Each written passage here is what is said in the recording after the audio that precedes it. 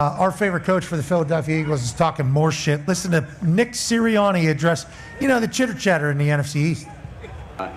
Sometimes you see Giants fans around here with the, being so close. And, they give me a good, hey, go Giants. And I'd typically let it go. But if the guy gets me good enough, I usually say, got your best player. Okay. Sirianni's talking. He's doing a press conference about his shit talking happening in the streets of Philadelphia, which is another reason why I love Nick Sirianni. I think we all do. Are the Philadelphia Eagles going to be able to get back?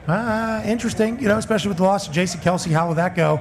But I do appreciate the fact that adding Saquon Barkley is something that is not on Sirianni's mind just on the field, but also division rival. Yeah. We just took literally the only guy that sells any tickets for you. He's on our team now, paying him $10 million or whatever it is. He opens things up drastically, you would assume, for Coach Sirianni. We need the Eagles to get back, too, because the difference that we were, the Sirianni that we saw, I can't remember if it was the Chiefs game or whoever it was. Yeah. When he's going into the tunnel and he's talking shit to every single fan that's looking at him.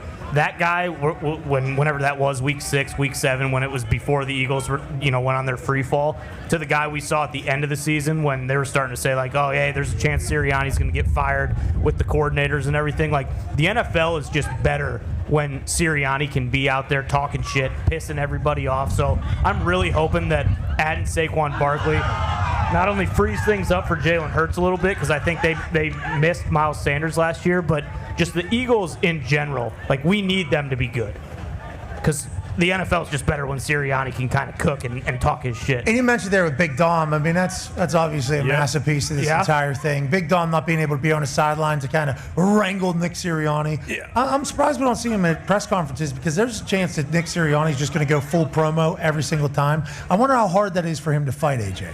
I want to see. I assume Sirianni is the same way all the time, 24 hours a day with his family, whatever it may be. But I think Sirianni is kind of like a guy. When you have a player that when they're feeling themselves and they're playing well, they're kind of bouncing around the court or the field, wherever they may be, whatever the sport is, and they're enjoying themselves and having fun talking. But then when that guy kind of has a rough day, they're head down the dumps, they're not talking, they're not doing their thing, and the coach has to say, hey, we need you. I need you the way you are. You play best when you're out there and you're talking, you're letting everybody know. And I think that's what Nick Sirianni is. I think it's a lot easier to talk shit when you're winning. It's really tough when you're losing, isn't it? You lose a game, okay. Conor McGregor's the best at it, though, right?